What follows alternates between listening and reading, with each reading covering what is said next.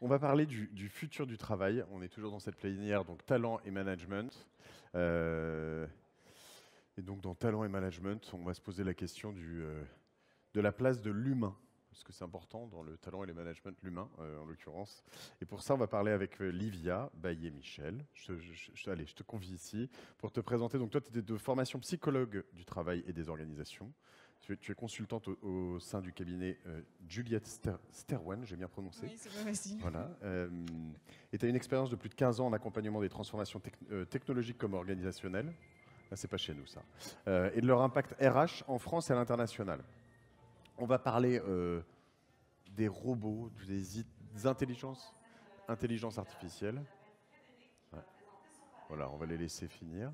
D'intelligence artificielle, voilà, parce qu'on peut se dire en fait sur les robots, quelle est la place dans cette. Il y a beaucoup de bruit dehors, en fait, ça fait du. Je sais pas si c'est trop fort dehors ou. On va y arriver, hein. On va essayer. Plus fort. Ouais. Notamment dans la fintech, par exemple, on parle des robots advisors. Bon, alors c'est loin du Terminator qu'on a en tête, voilà. Mais qu'est-ce que c'est qu'un robot? De quoi on parle en fait? Alors c'est vrai qu'on va. Tu veux t'asseoir? Ouais, allez. Ça sera bien. Bonjour à tous. Alors, quand on parle de robots et dans nos métiers, FinTech, AssureTech, de quoi on parle en vrai sur le terrain? Donc, il faut différencier effectivement ce qu'on appelle les robots logiciels, hein, donc les RPA, Robot Process Automation. Donc ça, vous en avez peut-être dans vos métiers où vous en concevez pour les start-upers qui sont présents. Donc, des robots qui vont, donc des logiciels qui vont automatiser un process métier, donc, mais à la place d'un ID humain vont pouvoir rapprocher des données, voilà, transmettre une information, gérer une action en fait dans un logiciel. Donc ça, on en a déjà pas mal sur le terrain dans nos métiers. Là, on va parler d'automatisation. Ça, c'est juste un algorithme, en fait, voilà, ce sont peu poussé, c'est des algorithmes, mais qui vont effectivement, sur le plan, on va dire purement des droits informatiques, va faire une action qu'on avait avant besoin de faire à la main, en fait. Okay. Donc ça automatise voilà, des activités qui sont un peu répétitives, chronophages, et qu'on a identifiées comme étant potentiellement reproductibles par la machine. Je prends le cas du marketing automation, par exemple, plutôt que d'envoyer un email de prospection moi-même à la mano à 200 personnes, eh ben, je vais avoir des bots qui vont me faire ça. C'est ça, voilà. On le prépare à l'avance et puis voilà, on a déterminé que l'info était fiable. Sans forcément une intelligence artificielle. Voilà, là, c'est pas, là, quand on parle de ces robots-là, c'est pas des robots qui apprennent tout seuls, ils sont programmés pour une action, ils font ce qu'ils ont prévu de faire. Et si on doit faire évoluer le process, il faut réintervenir pour voilà, reprogrammer le logiciel. Ouais. Il y a ton fan club. Hein, ouais. L'équipe JS Terwen qui est en force aussi. Donc on distingue ça parce que c'est vrai qu'on a, voilà, quand on dit le mot robot, il y a, voilà, il y a les images de science-fiction. Alors il y a quand même un petit peu sur le terrain des exemples de robots au sens physique, hein, les robots humanoïdes. Vous en avez peut-être vu quelques-uns en test, de robots d'accueil, de robots effectivement qui vont pouvoir jouer aussi à la téléprésence. Donc c'est vrai que le contexte de pandémie a ramené un petit peu des exemples de robots qui peuvent être aidants finalement, paradoxalement, pour se reconnecter. Vous en avez vu, voilà. vous? Moi ça me dit rien, j'ai pas l'impression de voir des robots dans ma vie physique, si. À la gare, il y en a eu à l'accueil à SNCF, il y en a eu un petit peu à Société Générale, il y en a qui ont testé à HSBC pour rester dans nos métiers. Vous avez jamais vu un petit le Pepper, par exemple, un robot blanc d'1,20 m qui est là pour répondre effectivement à un certain nombre d'informations sur l'entreprise. Ça reste un épiphénomène encore. Ouais. Et ça reste très cher aujourd'hui à déployer. Si on est côté fintech et application, il y a encore beaucoup de choses à développer pour que ce soit vraiment sur le terrain. Mais en tout cas, on étudie ça. D'accord. Ouais. Donc on a on va dire des robots logiciels et des robots physiques. Voilà. Donc, et puis dedans, après, ces robots-là sont alimentés ou pas par de l'IA. Donc c'est vrai qu'il y a le côté intelligence artificielle. Je voulais dire un petit truc là-dessus. C'est vrai que, pareil, en français, on parle d'intelligence artificielle. Du coup, ça crée aussi une petite ambiguïté. On se dit, ouais, ça va remplacer l'humain, c'est intelligent. En fait, c'est une mauvaise traduction de l'anglais. On parle d'intelligence au sens, par exemple, business intelligence, data intelligence. En fait, c'est de la compréhension de l'information, c'est de l'analyse de données. Mais il n'y a pas d'intention, il n'y a pas de volonté propre de l'IA qui apprendrait toute seule à faire des choses et à les faire mieux que vous. on reste sur voilà, des outils qui vont apprendre par une certaine masse de données et qu'on va entraîner à détecter des choses en croisant plein de données plus rapidement que le ferait des fois l'humain. Mais qui peuvent apprendre éventuellement des choses qu'on ne soupçonnait pas avant, justement par ces masses de données. Voilà. C'est-à-dire que, on va dire, ce que dit par exemple Yuval Noah Harari dans ses 21 idées du 21e siècle, il va bien dire que un robot avec une intelligence artificielle et des bons capteurs pourrait capter du stress chez une personne potentiellement plus facilement qu'un humain parce qu'il va avoir des données de millions ou milliards de personnes. À partir du moment où il a appris à détecter ce type d'informations, du coup il va pouvoir ensuite dans un environnement avec plein d'infos repérer un nouveau comportement. Ce que je veux dire, c'est qu'on a une tentation de penser qu'il ne pourrait pas comprendre les émotions, ce qui n'est pas forcément vrai. Il ne les comprend pas au sens les analyser. Il ne les ressent pas. Il les ressent pas. Le robot n'a pas d'émotion, quoi. Contrairement à ce qu'on peut voir dans la science-fiction, ce qu'on pourrait imaginer, voilà, il n'a pas d'émotion. D'accord. Et pour finir sur cette première question, le robot physique, finalement, est quand même très lié à cette première intelligence artificielle qui est virtuelle, parce qu'avoir un robot physique qui est complètement débile, ça ne sert pas à grand-chose. C'est très vite gadget, voilà, et, effectivement l'interaction elle est vite limitée. Si le robot il sait pas faire... Ceux-là j'en ai chez moi, des robots qui font comme ça, qui font plein de bruit, qu'on a envie de shooter. Et le problème c'est qu'en plus ces robots-là, ils arrivent après des robots qui ont des usages très particuliers comme le robot aspirateur. Amit, lui, il a été programmé pour ça, il fait bien son boulot. Alors que les robots humanoïdes dont on parle, ils ont la vocation d'être généralistes. Et en fait, généralistes comme ça, ils sont pas assez précis pour rendre des choses vraiment très concrètement utiles, et encore moins au travail, quoi. Il faudrait mieux qu'ils fassent la vaisselle ou la cuisine plutôt que d'être généraliste. D'accord. Alors, à quelles conditions ces robots sont acceptables dans le monde du travail? J'ai l'impression que dans la fintech notamment, j'en parlais récemment avec un des fondateurs on voit beaucoup de mouvements, ce qu'on appelle, je parlais des robots advisors ou tous ces conseillers financiers qui vont remplacer un conseiller humain en prenant pareil plein de données sur beaucoup de choses. Et en fait, il me disait qu'en France, le robot advisor, dire en fait je vais laisser mon argent à un robot pour qu'il la gère, ça passe très mal. Alors qu'aux États-Unis, ça passe beaucoup mieux. Où est-ce qu'on met les curseurs là-dedans? Ça, il y a plusieurs éléments en fait qui sont importants à vérifier. Alors j'ai ces conseils aussi pour les concepteurs qui sont là. Déjà de base, en fait, une technologie, rien que le logiciel, pour qu'elle soit acceptée, il y a des théories qui sont, par exemple, le Technological Acceptance Model. Les deux fondamentaux, c'est que la technologie, elle soit utile, enfin perçue comme utile par l'utilisateur final, en l'occurrence les équipes clients, par exemple, les conseillers clientèle, banque, assurance, et qui soit utilisable, concrètement utilisable. Parce que des fois, il y a des outils surpuissants, mais finalement, sur ma machine, moi, en agence, ça ne tournera jamais. Donc ça demande... Voilà, des processeurs tellement puissants qu'on ne les aura pas sur le terrain avant des mois. Donc il y a un gros travail déjà de compréhension du besoin de la part des concepteurs, être sûr qu'on propose en fait des usages qui sont pertinents et qui rendent vraiment service aux équipes commerciales là, en l'occurrence, et aux clients final. Donc il y a des gros enjeux de satisfaction client derrière. Donc ça demande de comprendre le besoin, proposer des choses qui sont donc accessibles et qu'on peut déployer aussi sur le terrain, parce qu'il y a plein de choses aussi en labo qui ont l'air très très chouettes, mais ça prend encore du temps avant de les passer à l'échelle.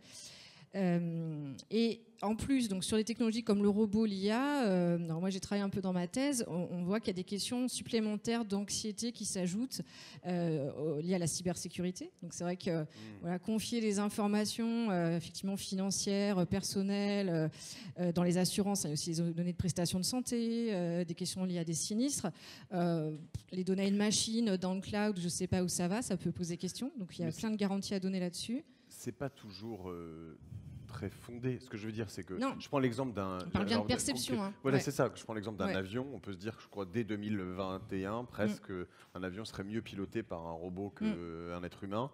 Sauf qu'on se dit, finalement, enfin, si mes lectures sont bonnes, mais finalement, je préfère quand même pas laisser, parce qu'au pire, il y aura toujours un pilote qui va... en fait, le pilote, s'il se fait pirater l'avion, il pourra pas le poser, a priori. Exactement, ouais.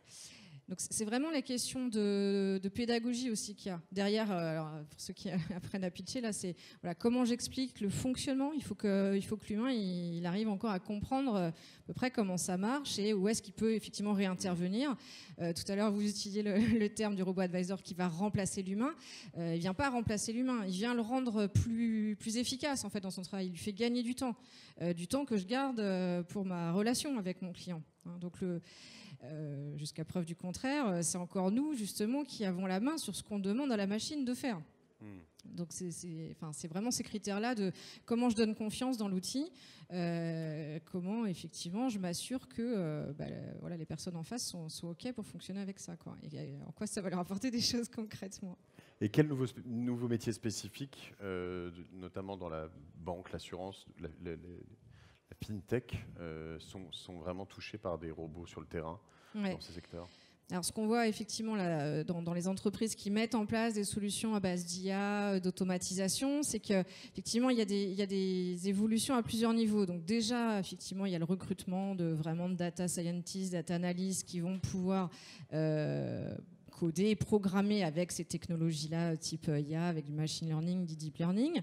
Donc ça, c'est une chose. Mais en même temps, il faut aussi faire monter en compétences les équipes, aussi bien côté DSI que côté métier fonctionnel, pour pouvoir prendre des décisions. Justement, là, voilà, en ce moment, de mon côté, on accompagne plusieurs clients qui doivent faire des choix de justement quelle solution, quel éditeur on va prendre, parce qu'en fait, le choix, c'est pas juste la performance technologique en tant que telle. On a des résultats d'IA qui détectent des infos à tant de %, mais c'est est-ce que c'est des outils avec lesquels on est prêt à travailler? Est-ce qu'on a confiance justement dans les informations qui sont remontées?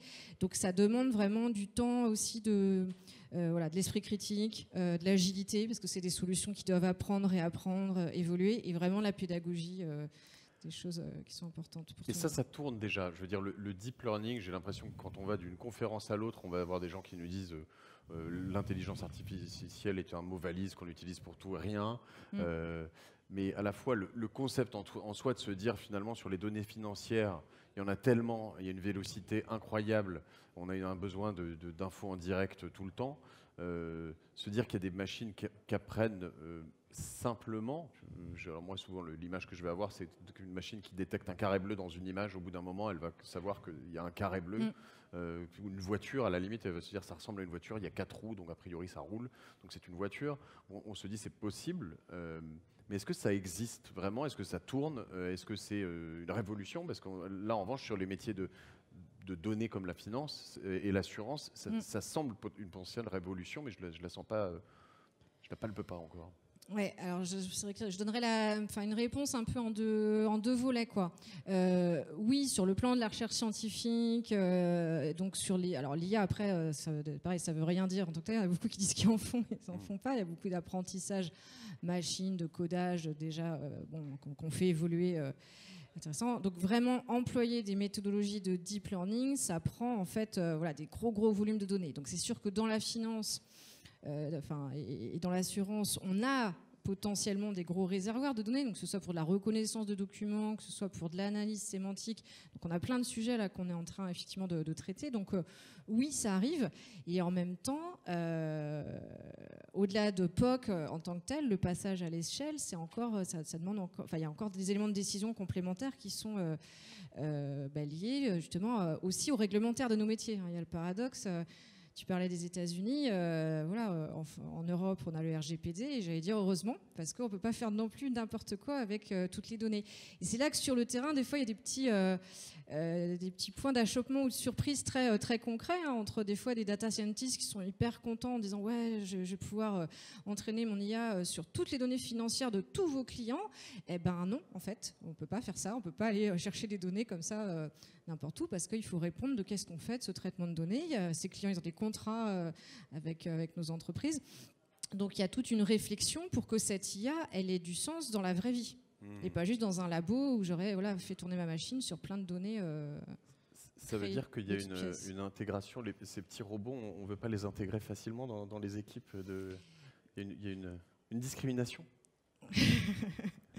Il y a, pour moi, alors en plus moi je suis très geek, donc il y a quelques années j'aurais peut-être pas eu le même type de réponse, mais c'est plutôt une vraie opportunité de repenser les métiers. En fait, de quoi on a besoin aujourd'hui, de quoi on va avoir besoin demain, et donc quelles compétences humaines vont être à développer, et où est-ce que l'outil, lui, va nous faire gagner du temps ou va augmenter l'humain en fait dans sa pratique. Donc ça permet de se poser les bonnes questions en fait plutôt que d'avancer. Sachant que alors, sans parler des robots, mais le digital dans l'absolu, depuis tout à l'heure, je push back un peu volontairement en disant qu'on n'a pas l'impression de le sentir, mais finalement, en comparaison aux agences bancaires et à la finance telle qu'on la voyait il y a encore 15 ans, le digital et une partie des robots a quand même, tel que tu les exprimais dans ma première question, a quand même déjà fortement révolutionné le secteur. Donc ça va s'accélérer. Oui, enfin vraisemblablement, à partir du moment, toujours si c'est utile, quoi. Si c'est utile et qu'on regagne en fait du temps dans les moments où j'ai besoin justement de parler à mon conseiller bancaire. Donc c'est sûr que la période de confinement, ça a été aussi un formidable labo en fait d'essais forcés pour tous, parce qu'on a dû, il y a plein d'agences bancaires qui ont dû se renouveler pour mettre à disposition des services en ligne, effectivement des consultations, des rendez-vous à distance, accès aux données, justement tout ce qui était vraiment dur. Maintenant, il y a plein de passages dans le cloud. Donc ça a accéléré. On a vu que ça marchait, que c'était possible. Donc oui, ça va s'accélérer. Des services comme October ou United Credit qui vont t'accorder un prêt en quelques secondes, minutes, heures, sont considérés comme des robots aujourd'hui finalement. Tout à fait. Et c'est vrai qu'en tant que consommateur au quotidien, on commence à être déjà habitué à ça. Donc on va attendre ça aussi de toutes les institutions bancaires et assurances, d'avoir ce type d'interaction facile sur des choses que je peux faire moi-même. Et par contre, paradoxalement, on l'a vu aussi dans des baromètres clients, pour ne pas les citer, les clients demandent toujours du contact. J'ai besoin des fois de parler à mon conseiller. J'ai envie de lui parler de moi, de ma situation. Voilà. Donc, on n'est pas encore prêt au conseil, le robot advisor, donc le vrai conseil par le robot. Il conseille le conseiller, en fait. Il conseille le conseiller. Ouais, il augmente le conseiller. Donc en fait, le conseiller n'est qu'une sorte de marionnette. Non, au contraire, il est dans l'humain justement. Il est là pour vraiment discuter du cas particulier de son client, quoi. Très bien. Tu disais tout à l'heure que jusqu'à preuve du contraire, le robot était encore contrôlé, maîtrisé par l'homme. Quand est-ce qu'on va prouver le contraire ? À nouveau, alors c'est clair que ça dépend des cultures d'où on vient, mais et de sa propre culture SF. On peut être influencé par la science-fiction et attendre du robot qui prenne la main sur certaines actions. Honnêtement, la plupart des chercheurs, j'allais dire sérieux dans le monde, sont plutôt sur une question de ça devrait pas arriver. À nouveau, le robot est un outil en fait. J'essaie de l'appliquer à la fintech et à la surtech par exemple qui nous concerne. La preuve du contraire aujourd'hui, elle est que quand même je peux avoir